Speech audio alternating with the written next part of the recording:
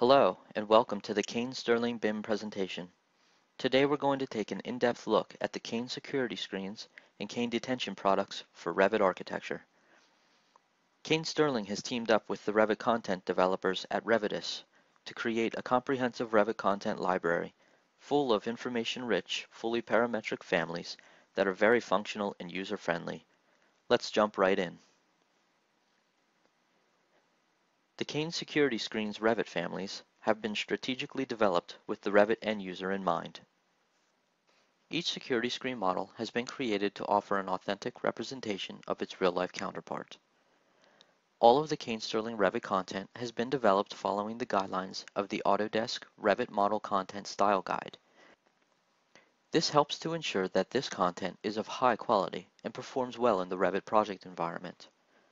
All Kane security screens are classified under the Specialty Equipment Revit category and have been developed as wall-based families. This requires a wall to be placed in the Revit project prior to inserting a screen component. Each family file includes a wealth of information, all of which has been deliberately coordinated with the actual product specifications. These families are fully parametric and will ensure superior functionality when they are loaded into the Revit project environment. Let's take a closer look at the parameters included here in our first example, the surface-mounted Level 5 operable steel narrowline. At the very top of the Family Types dialog box, you will find the family type name. For all Kane Security Screen family types, the name is simply denoted by the overall width by height of the unit and should always be expressed in inches for consistency. Every Kane Security Screens family file will have at least one predefined type. This gives the architect a great starting point from which to begin modifying the parameter values to meet the needs of the specific project. Additional types can be created easily in either the Revit project environment or here in the Family Editor. Here you would simply click the New button, fill in the new size for the type name, click OK, and adjust all parameter values as necessary. You can have an unlimited number of family types included within each family file, and each type will typically represent a different size. As we investigate the parameters included in this example, you may notice that several parameter values are grayed out. This prevents the parameter value from being modified manually and may have been done so for a number of reasons. For example, notice that the first grouping of parameters is labeled as constraints. These types of parameters typically don't want to allow for modifications because they are designed to satisfy the rules of the components. As the specifications and actual product limitations will reveal, a center mullion may be required if the width of the unit exceeds 50 inches. Instead of requiring the architect to be fully knowledgeable about every limitation of each product, we've simply built this functionality right into the Revit content. Often, these rule limitations will be expressed as conditional statements in the form of formulas.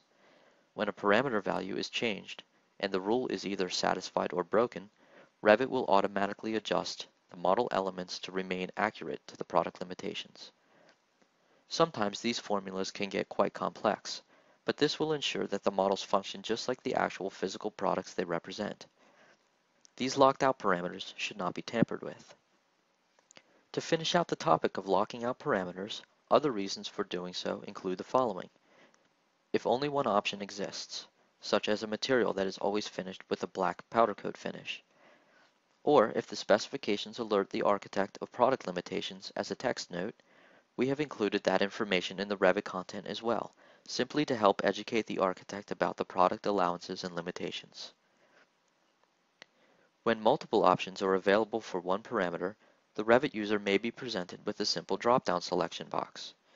Just choose the option you want to specify, and Revit can then automatically schedule that option for you.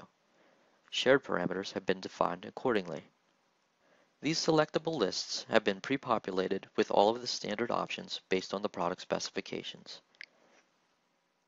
When multiple options exist for the graphics of a material, however, an ellipsis button will launch the materials dialog box and will allow for any selection in the materials list.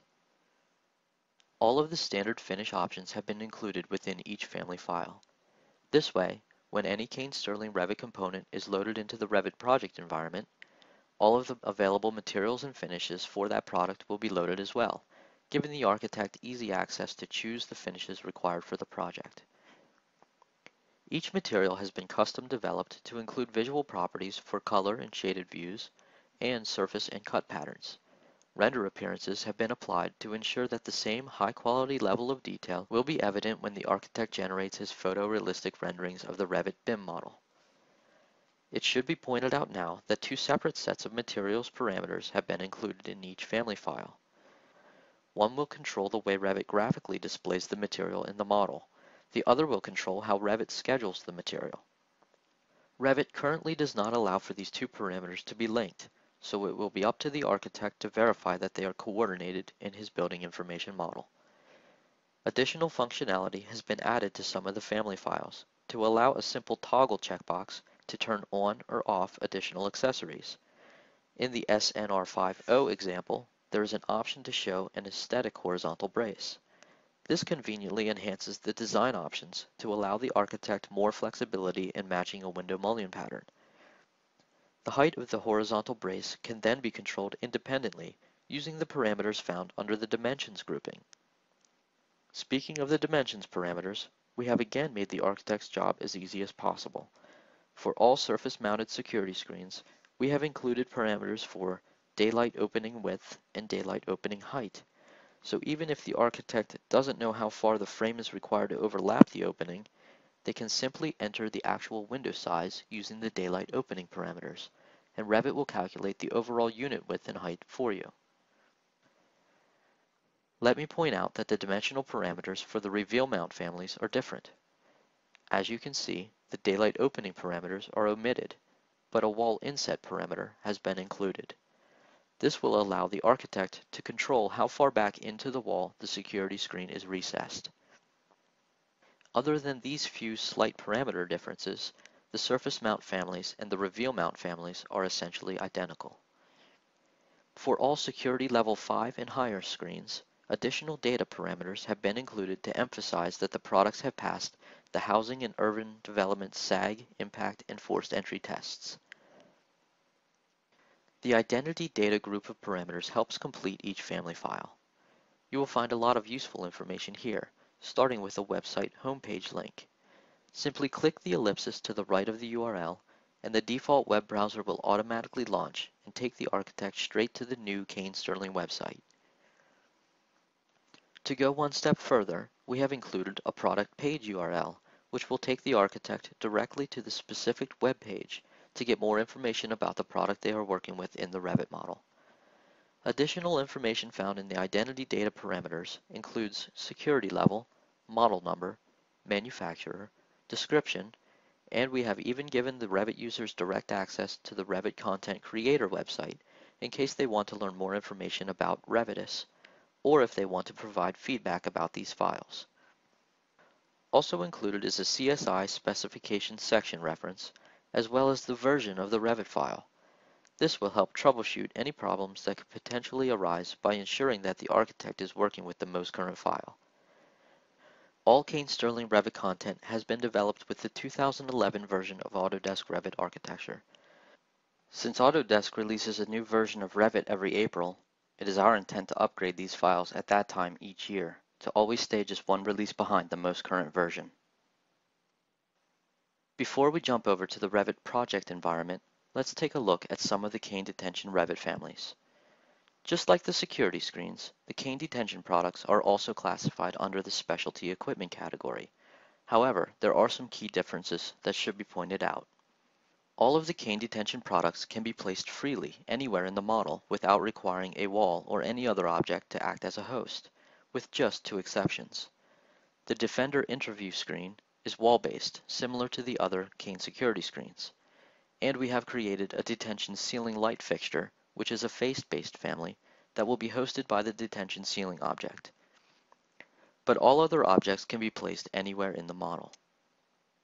Let's open the Level 9 Vantage Wall Barrier and explore the data that's been included. When we open the Family Types dialog box, we'll first point out that the type name format is different than the security screens.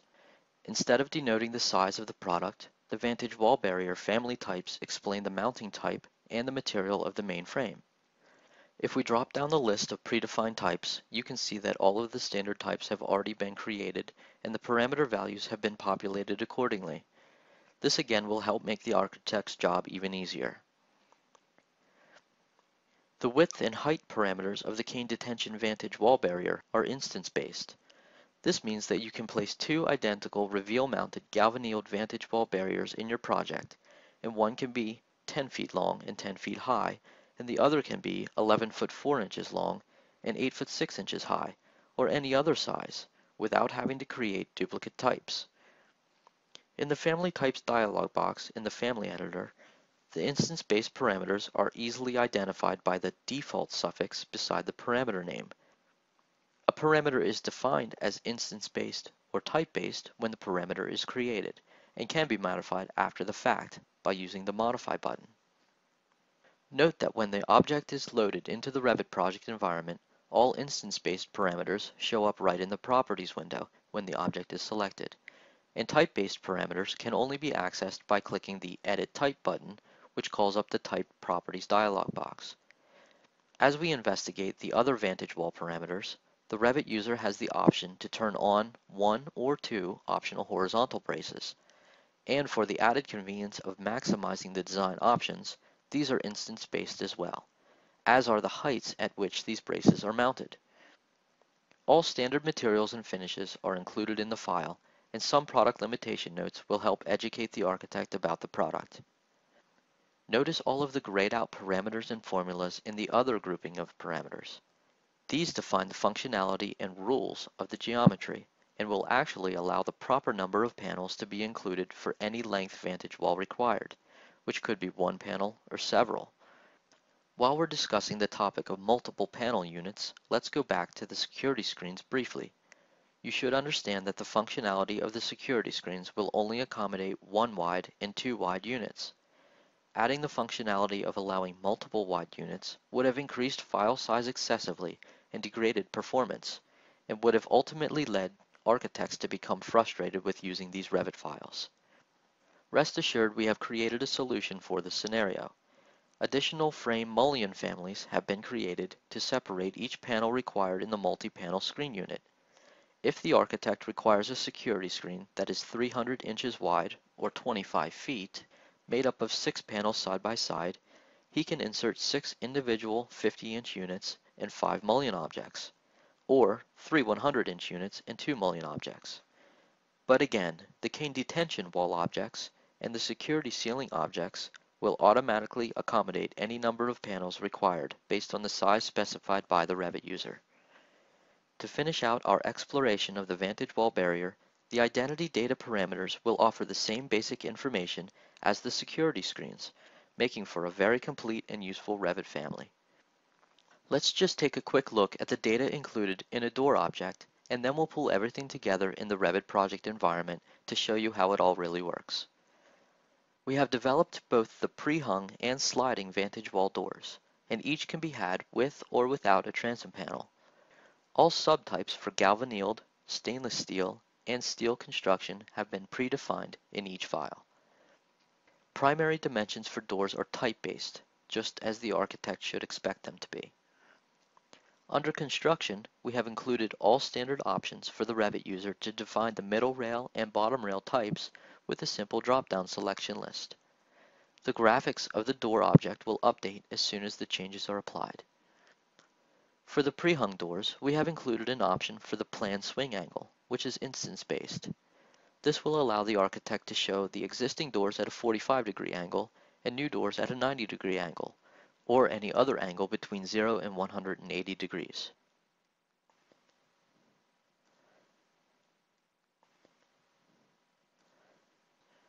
For the sliding door, we've included the option to show the door in the open or closed position.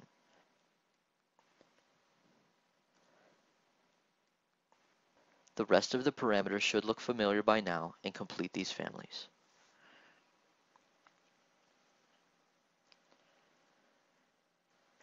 Now that you have seen how robust this content is, let's take a look at it in the Revit project environment so you can see how easy it is to work with and how it all actually works. The most typical process for loading Revit families into the project file is to use the Component tool, found on the Home tab of the ribbon. Once the command is executed, a contextual Modify tab will appear and will allow you to select Load Family. When you choose Load Family, a dialog box will open and display the default folder structure for the architect's Revit content library. All Kane Sterling Revit content is classified as specialty equipment, and this is where the architect should have downloaded the Kane Security Screens files to. Select the product you wish to load and choose Open. The Revit component will be loaded into the project and will be ready to be placed in the model. Since the security screens are wall-based families, you will notice that the component cannot be inserted until you hover on a wall to host it. The best practice is to place the object freely, and then use the Align command to reposition it more accurately. Once in the Align command, pick the reference of where you want to move your object to. Next, select the reference of the object you wish to move. Immediately after you align an object, a padlock icon will appear, giving you the option to lock or constrain the relationship between the two objects. Once constrained, moving either object will actually affect both objects to maintain the constrained relationship. Note that a Revit model can become over-constrained quite easily if the Revit user gets carried away with locking padlocks. Best practice is not to lock these two objects together. To remove the constraint, select either object and click the padlock icon again to unlock it. Now that we have the default SNR5O component loaded and placed in our project model, we can investigate it further and modify it to meet the design of our project. Let's switch over to a 3D view to get a good idea of how the security screen looks currently. We can see from this view that the screen is much too large for our project needs, so we will want to reduce the width and height to match our window. Also, notice that the window style is a single panel unit with no dissecting mullions. To match the window, we will want to turn off the horizontal braces and eliminate the vertical mullion. Based on the rules and functionality of the security screen family, you will see that much of this will happen automatically when we adjust the size. The first thing we have to do is determine the size of the window to match. Simply select the window and look at the information in the Properties dialog. It tells us that the window is 24 inches by 32 inches, and the sill height is at 5 foot 4 inches above level 1. Now we are ready to modify our security screen. Simply select the security screen object in any view, and on the Properties dialog, choose Edit Type. The Type Properties dialog box appears. The first thing to do is rename the type to denote the new size we need. For our example, I'll enter 28 inches by 36 inches and click OK. As we browse down the list of parameters, uncheck the box for Show Aesthetic Horizontal Brace.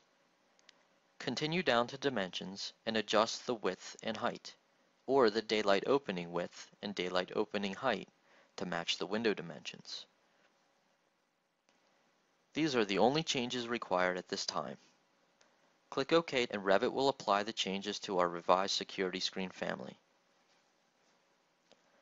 The first thing you'll probably notice is that the screen is much too low on our wall. Browse over to the Properties window again and we can see that the sill height is too low. Adjust the instance-based parameter value up to 5 foot 2 inches and the screen is now located perfectly on the window. The other point to make note of is that we only turned off one aesthetic horizontal brace, but now we see that both braces and the vertical mullion are gone. This comes back to the rules that are built into the back end of the Revit families. We can still add the aesthetic horizontal brace back in and use the dimensional parameter to control its vertical placement. Next, we're going to take a look at detail level to see how visibility settings have been incorporated into each family file to complement the scale of the view. I am going to load the Level 7 Steel Defender into the project. And just to change things up a bit, I'll load the reveal mount instead of the surface mount.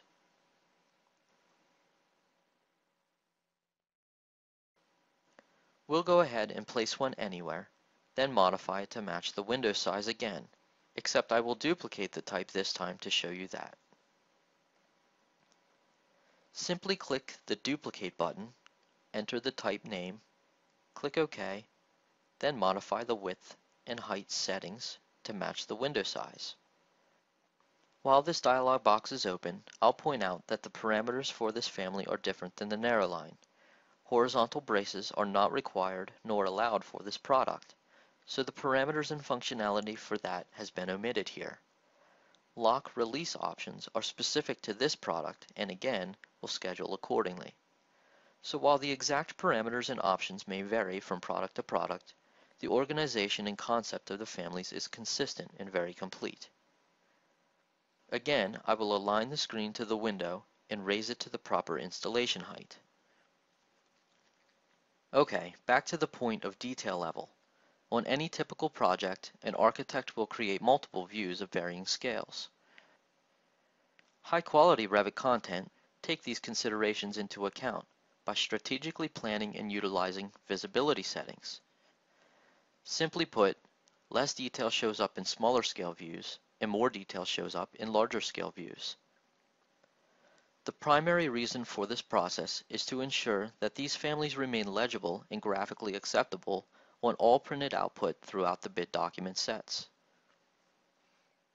Level of detail works the same for section and detail views as well, and the concept is the same when we look at elevation views too. An overall elevation view shows a fairly generic, simplified version of the component. Enlarged, medium detail views enhance the graphics and include elevation swing lines, if applicable. Now let's look at a legend view to see the fine detail level.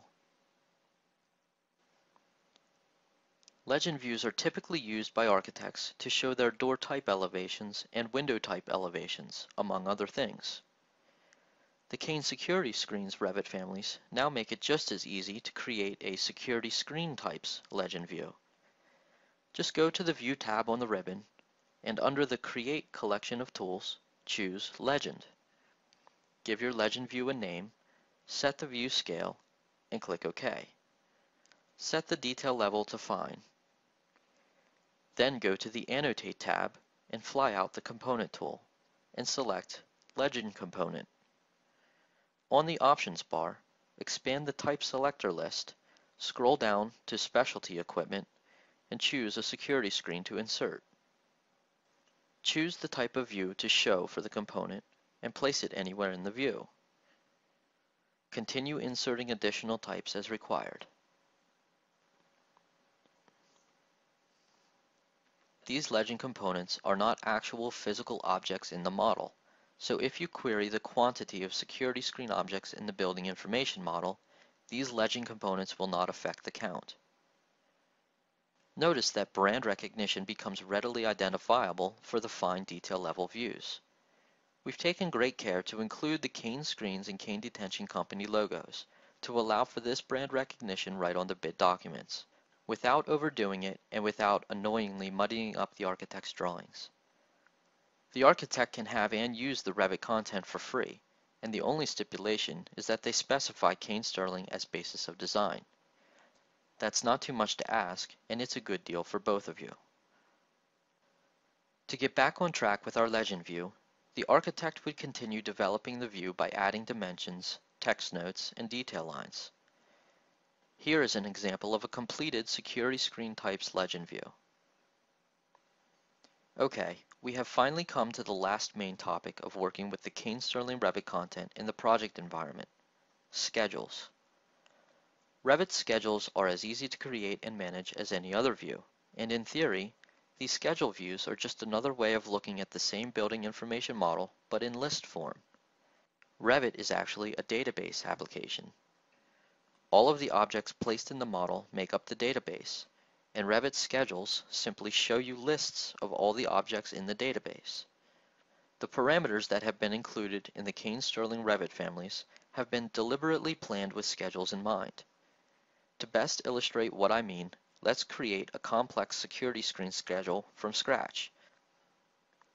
We will again use the View tab to create our new view. Pick the Schedules button and an expanded list of options will fly out. Here you could choose to set up material takeoffs, sheet lists, and more, but we'll choose Schedules Quantities. In the New Schedule dialog box, you'll see that schedules can be created for virtually any Revit category. Since the Kane Sterling Revit families are specialty equipment, we will scroll down the alphabetized list to find that category. Next, we will give the schedule an appropriate name and click OK to continue setting up our schedule. The Schedule Properties dialog box is where we control all aspects of the schedule. We will start by selecting the fields, or parameters, that we want to appear in the schedule. The first field we want to include is Type Mark. The type mark is what the tag will read that will be added later to our floor plan. Let's add additional fields for manufacturer, model number, width, height, egress and lock option, lock release option for face and stop side, primary finish, infill finish, infill type, mainframe and infill finish, and count to create a complete and robust schedule. On the Filter tab, choose to filter by manufacturer and make it equals Kane Security Screens. What this filter will do is remove all other types of specialty equipment from this schedule that aren't from the manufacturer Kane Security Screens. There are many different objects in Revit that are classified as specialty equipment. Some of these could include instructional boards, fire extinguishers, toilet room specialties, and many other items that we don't want to include in our security screen schedule. For sorting and grouping, just sort by type mark in ascending order. We'll accept the default values for formatting and appearance for now. Click OK, and the schedule is generated and populated with all of the security screen objects in the model. The schedule view has been added to the project browser and is ready to be placed on a sheet. To do so, just open the sheet file you want to add the schedule to. Then drag the schedule view from the project browser and drop it on the sheet in the drawing area. Click to place the schedule anywhere on the sheet, and use the blue triangular grips to stretch each field out as desired. As we investigate the schedule, notice that type mark is blank. This is because we have not yet assigned a parameter value to our family types in this Revit project. Now is the perfect time to do that, and of course it is very easy. As is typical with most tasks in Revit, any process can be completed in a number of different ways to arrive at the same end result. Assigning a type mark is no exception. I'll quickly show you 4 different ways to do the same thing. First, find any model view that shows a security screen. Select the screen object and on the Properties dialog, choose Edit Type. Scroll all the way down to the Identity Data Parameters and find Type Mark. Simply enter your designation here and click OK. Browse back to your schedule or sheet view to see that the change has been coordinated immediately and automatically. The second option is to locate the family type on the project browser. Simply double-click the type name and you'll see the same Type Properties dialog box as before.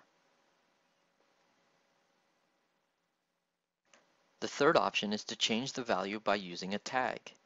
Go to a medium or fine detail level plan view and tag the object using the Tag by Category tool from the Annotate tab.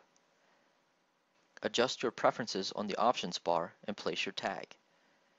Again, notice that the value is blank since I cleared the designation in the second example. Now just select the tag, click on the question mark, and enter your value. A Revit warning will alert you that this may affect many elements. This is good since you want all identical screens to be tagged and scheduled the same. Click Yes to continue. Return to the schedule view again to see the results and prepare for the fourth option. Here is the real beauty about schedules.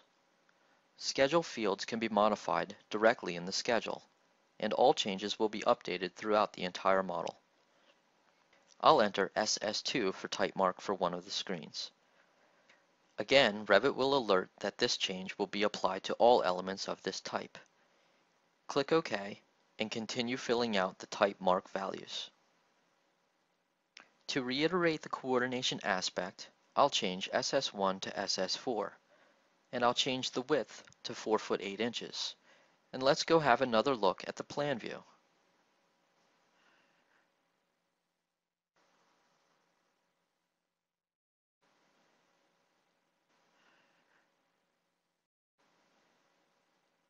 You will see that the tag is updated and the object is wider.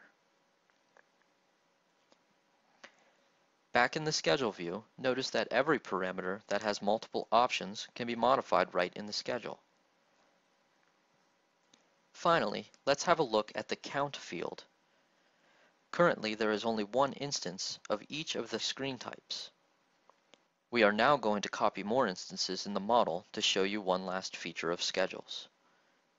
Over in our default 3D view, I'm going to select a screen and utilize the Array tool to make several copies at once. On the options bar, uncheck Group and Associate, change Number, check Constrain, then click anywhere in the drawing area and drag in the direction you want to copy. Type in 8 foot 8 inches and push Enter. 11 copies have been made. Once again, go back to the schedule view. You see that each instance is itemized separately on the schedule. This makes for an excessively long schedule and doesn't make much sense. But there is an easy fix. On the Properties dialog, beside Sorting and Grouping, click Edit to call up the Schedule Properties dialog box again. On the Sorting and Grouping tab, uncheck Itemize Every Instance and click OK. The schedule list has now been consolidated to show each different type only, and the total quantity of each type in the model is being reported. If you wish not to print that piece of information on your sheet, which it currently would, go to the Formatting properties, select the Count field, and check Hidden field. The field is actually still part of the schedule, but the visibility is now turned off, preventing it from displaying or printing. Best practice would be to duplicate the schedule view, rename it and include a descriptor like Working View or Reference Only, and display all fields in this view to work with, while printing only the fields you wish to display in your other schedule view. With all of the information I've covered thus far, you should now have a good understanding of the Kane Sterling Revit content. I'll take just a few more minutes to show you how easy it is to work with the Kane Detention products. I'm not going to explain every little step in detail as I've done so far, but instead I'll just show you what an architect will do to create a typical cell and then propagate those objects to quickly design complete cell blocks simply and efficiently. Working with the Kane Detention products in Revit is really quite simple. Let me show you what I mean.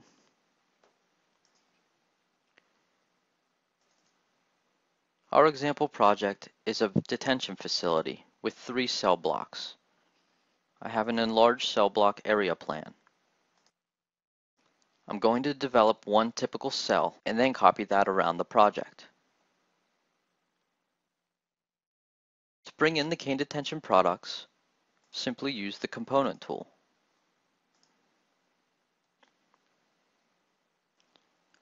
I'm going to bring in a Vantage partition barrier. Click Place on Work Plane, put it at the first floor. I'm going to free place 2 of them anywhere. I'm going to continue inserting other components, including a Vantage wall door, pre-hung. Again, place it anywhere. Use the control grips to change the hinge and swing as desired. I'm going to place a temporary dimension, and I'm going to click the equality constraint. Then I'm going to uncheck it. This centers the door in the cell. I'm going to type in AL to get into the Align command and align from the outside face of the wall to the outside of the door. Continue the Align command by picking the door jamb and the vantage partition. Align the partition to the wall. Notice that the number of panels updates automatically as required. Continue aligning and repeat for the other side.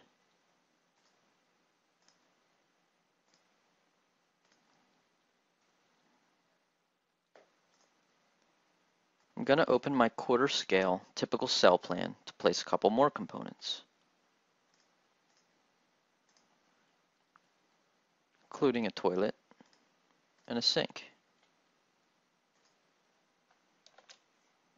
Place them anywhere, and I'll also insert a bunk bed. Spacebar twice to rotate it around. Align tool to place it against the wall. Dimension to locate the fixtures.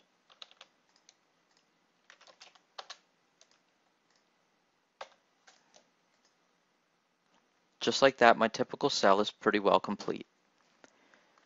Now all I have to do is select all of the objects that I want to be in my typical cell and click Create Group.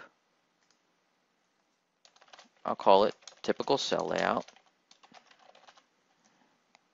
Click OK. Back in my cell block plan, I can then take that group and mirror it to the other side of the wall and then array it. I'll choose 12 times. Make sure Group and Associate is unchecked. I'll go to the second, pick anywhere, type in 8 foot 8 inches. And I now have 12 additional copies of that group. I can then select any one of those groups, right click, select all instances in entire project or visible in view, and I'll mirror, draw, based on the midpoint of the wall, and copy all of those up to the other side.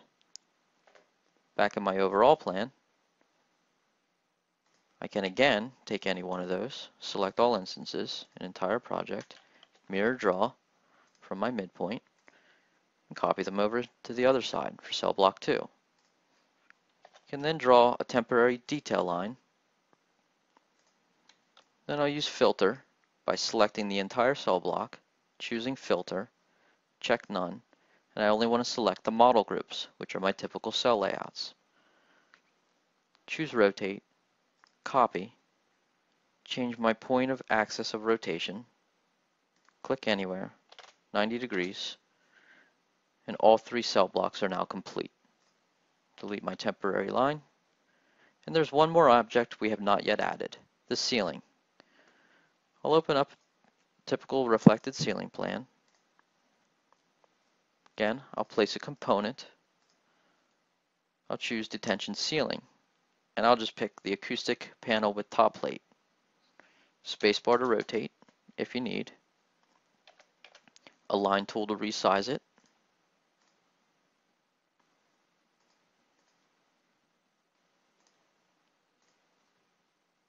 Notice that the light always stays in the center, and the number of panels updates automatically based on the overall size of the ceiling object. Now all I have to do is add that ceiling object into my group. Select the group, edit it, click Add, choose the ceiling, click Finish. The ceiling now shows up in every single cell. One thing we didn't look at when we placed our ceiling was the height. I'll switch over to a 3D view. I'm going to hide the roofs category so we can peek inside the building. And we can see that our ceiling is too low. It's cutting through the window. Again, simple fix, select any group, edit the group, select the ceiling, adjust the height. Let's just pick 9 feet. Click Finish, and all the other model groups will be updated and the ceilings will be raised.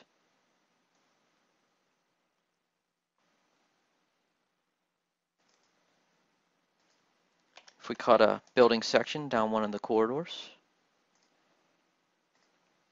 we can get a good look at the cell fronts. If your design requires a different type of door, as far as the middle rail and bottom rail are concerned, edit the group, select the door, edit the type, Change your middle rail and bottom rail types.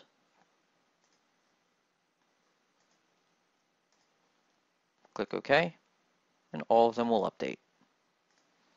Finish editing the group.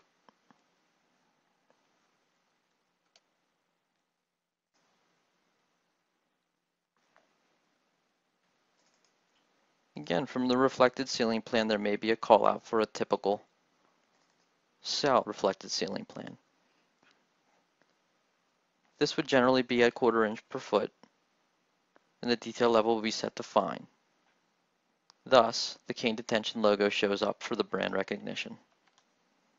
One additional thing to point out about the ceilings. We've included a simple toggle to show the light fixture or turn it off. We've also included a separate Revit family file of just the light fixture so that you can place it anywhere within your ceiling.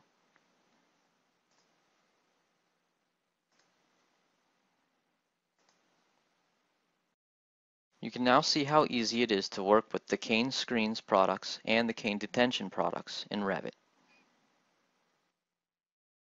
To download these files and to learn more information about the Kane Security Screens and Kane Detention products, go to the Kane Sterling website at www.kanesterling.com.